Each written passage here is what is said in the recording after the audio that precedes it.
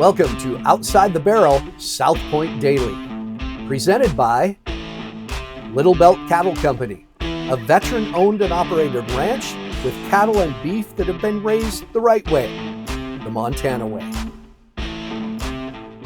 Montana Knife Company, working knives for working people while valuing the 4 C's: country, customer, community, and conservation. Well, welcome to day number 1 of Outside the Barrel, South Point Daily at an undisclosed location, South Point Hotel Spa Casino, Vegas Cowboy Central. Not really undisclosed, it's the 25th floor. Kicking off day number 1, we had to keep it in the family for the first episode. Will Rasmussen, one of the top 5 pro rodeo announcers in all of rodeo. Last night, contract personnel awards banquet. You got to be on camera. Yep. You didn't win, but let's... No, put it in perspective. But you never... I remember the first time I was ever nominated for something was 1997, and back then, the Coors Man in the Can, top 5, everybody got up and said something. Oh. And I said, wow, they just informed me that even if you lose, you got to speak. And afterwards, one of the guys, it was Ted Kimsey or Rudy Burns, those good legendary clowns, came and said, nobody lost. That's exactly. I'll never forget that. He said, nobody lost. Anybody that's in this room won. So we give you a bad time. But to be, how many years is that? 8. That is, to me, I'd tell anybody this, that's a huge deal. Oh, it's huge. And that's what I tell people back home that, or anybody that'll listen. You didn't win, that's bullshit. Yeah, no, right. Well, I've gotten that a little bit today. But that was always my goal, and I probably told you that, just to be in the top 5. And I'll never forget the first call I got that told me I was in the top 5. And I went outside. I let the phone ring because we were in the Antler Bar in Shoto, Montana, waiting for the homecoming parade. No kidding. That makes sense. And our dad. End of September-ish. Our dad and Pete were there and others. And they left a voicemail. So I went out in the alley. I know, looking at Rex's, the grocery store. Right, with all the cigarette smokers. Yeah, I had to have one. And so I got down and I squatted down and I listened. And I just cried. And so that was huge. It's all I ever wanted, right? As you get nominated, you get spoiled and greedy. And you think it's going to happen every year. And it's hard to, I wouldn't say that, but you part of you hopes for a lot of reasons, but most of the reasons aren't me. I want it for my wife, who's home alone, mowing the grass, for my siblings, my mom and dad. I'd love to have them see that before. They're 87 now. But a lot of it's the kids, my kids and now my grandkids, because you miss t-ball games and dance recitals and birthday parties, and they put up with it, and and it's a sacrifice for everybody when we're out doing our job, and so that's why being in the top 5 is huge. It's huge. And they're seeing it, just being nominated, they're seeing all that, Yeah. It's it's interesting. I have a good, I'll say his name, my friend Matt Merritt, who won Clown of the Year last night. And he told me we were in New York City last January, and he said, geez, I drove up here and the kids flew in, and because from here I go here, and I noticed he went to Regina, Saskatchewan last week before coming here, and I told him, I said, be careful. Seems like you need to do that, but we don't need, and I'm not telling, Matt's doing a great job. I mean, you gotta be kind of careful. Oh man, and I heard from Keith Isley speak last night. Hey, Will. You have exactly 2 minutes to get me back to my motel after we eat at Pizza Hut. Anyway, so they what was I going to tell you? about being gone. Another clown came up to me. He came up to me. He goes, I have 2 weekends open this year. I need to fill them. I go, oof. Yeah. Oh, and seems like the right thing. Yeah, and mate, not that you don't like jobs, and not that you wouldn't take one if a good one came along, but boy, being home is so good. We can, Yeah, no, and it's funny. So it's day one here. The rodeo season's long, and we watch these cowboys all year. You watch Rocker Steiner. He's been out there a lot. Big personality. Rodeo needs big personality. Yeah, I agree. Like that. It's all healthy. You watch Big Will Loomis. He's been grinding, going to try and win that first title. But today, I've interviewed a lot of guys at noon on the first day of the NFR. What do you think they're going through today? Looking at tonight. Hey, think of the first timers. Right. What a day right now. I think they can't wait till 5:45 Pacific time to get started. Right? Yeah. There's been the back number ceremony and all the accolades and their stuff every day, and they can't wait to just get into their comfort zone. Mm-hmm. However, back by the media room at the Thomas and Mack, I remember watching first timers back there in the moat behind the time dement chutes. Yeah.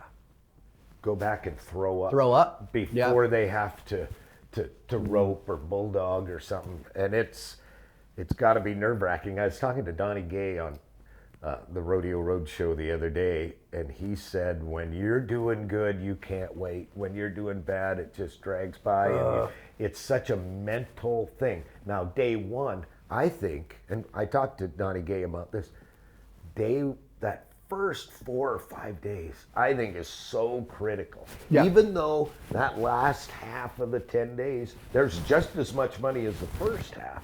But it seems like the first half sets the tone, right? It does. The buckle ceremony. It does, but then you get to day 5 and you think you know what's going on, and you get to day 8 and say, oh yeah, he won the first 3 rounds. It can... Right. Yeah. It's weird. I don't know that people watching realize how hard it is to make a run or a bareback or either one of them 10 days in a row. For a steer wrestling horse to run, this arena is like 165 feet or something, to run into those yellow chutes, not literally, but every day. And well, maybe 3 times a day. Those good steer wrestling horses. There's a garbage can at the bottom. There's a small tunnel where, like, the bullfighters and barrelmen, where we used to sit. We couldn't leave our dressing room because there's no room. And during the barrel race, we could walk down that tunnel, and you can just feel the lights. And we'd go down and stand there. And there's a garbage can at the end of that tunnel because Joe Bumgardner puked every performance. And he was 15 years. Yeah. And there's a big garbage can there. Because the toughest bullfighter I ever knew puked in the garbage can every day. Man, that is no lie. Yeah. Do you know, I kind of, not officially kept track, but I always kind of make a mental note of how many first-time NFR qualifiers win on the first night.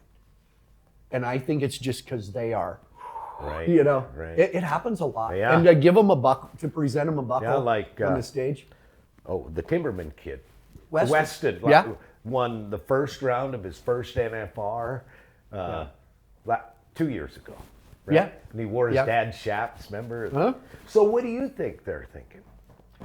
Similar. I think it's the morning of a high school football playoff game. Is that? See. You went to Glendive, I remember, and we played Malta and I remember getting up and eat breakfast, and then you got to go sit. You get up and you eat. And you go on with your day, and then all of a sudden you have a couple hours where you're not doing anything.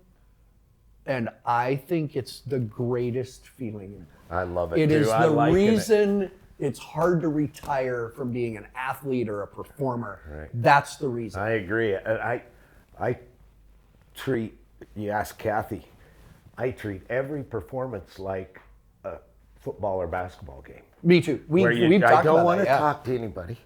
I don't want to talk to anybody 2 hours before. I don't need somebody that just came from the beer stand to corner me. And you know what I mean?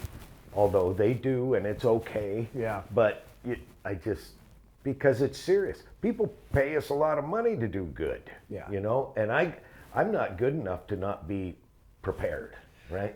Yeah, I'm the same way. I had an advantage the last few years with PBR because if you're in Madison Square Garden or some arena, you have a tunnel security, so you can sequester yourself into your locker room with your fellow, and you get that without. Rodeo's hard sometimes because you got to walk from your trailer to, and hey, it's not. It's a little different. Here's the one I get. How's your brother? No. I'm teasing. No, that's I'm teasing. He's great. yeah. But that's what I think. Yeah, the day of a playoff game. That's good. Yeah, Yeah, I remember the I nerves and vividly. Yeah, and the external energy. The fans are as excited, and then the people on TV and 17,000 in the arena are looking right at you. yeah. What can I do to be the best that I can be today? Is what Will Loomis. You know, I've prepared. I'm ready. I've been here. Go do your job. Easy to say, but they have to draw, right? We were talking about Cade Bruno. This is from Chalice, Idaho, the bronc rider. He's coming in 5th or 6th in the world. This is his 4th straight time. He's had tough finals. You know, he's won around here and there, but he can't. And I've talked to him a little bit, and you just hope that it isn't in his head. Yeah, because the good one. It's not the good ones. It's not. I like it. Oh, Cade's good. Yeah, he's going to have a good final. I've said some things real quick about the story here, and I know it's been made a big deal, but it hasn't been made enough of a big deal. Rodeo is always really careful not to favor this kid, and it's bullshit. Right. Make your stars. Right. Wasey, Make LeBron James. Make Stetson Wright, Wasey Shalla, and Stetson Wright.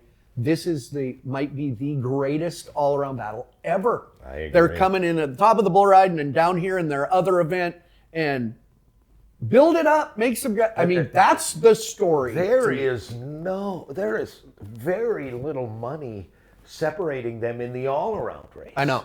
Yeah. Stetson's in the bronc riding, Wasey's in the bareback riding. They're 1-2 in the bull riding, and. Wow. But and I don't want to say the problem with rodeo because it's such a great tradition, but the reason it's as far as mainstream that rodeo people are the ones that understand it because there's 6 other events that we're crowning as important world champions. Yeah. But we can still build that one. Do you think it'll be an upset if Wasey wins the all-around? I think some people will think it is, and I like them. Those two. Yeah. I think Stetson Wright might be the greatest rough stock cowboy we've ever seen. Now, hey, what about Ty Murray? Yes, I think Ty Murray would. Ty can really look at things. Yeah. No, but But how fun! How fun of a race, and it'll come down to the last night. It's so great.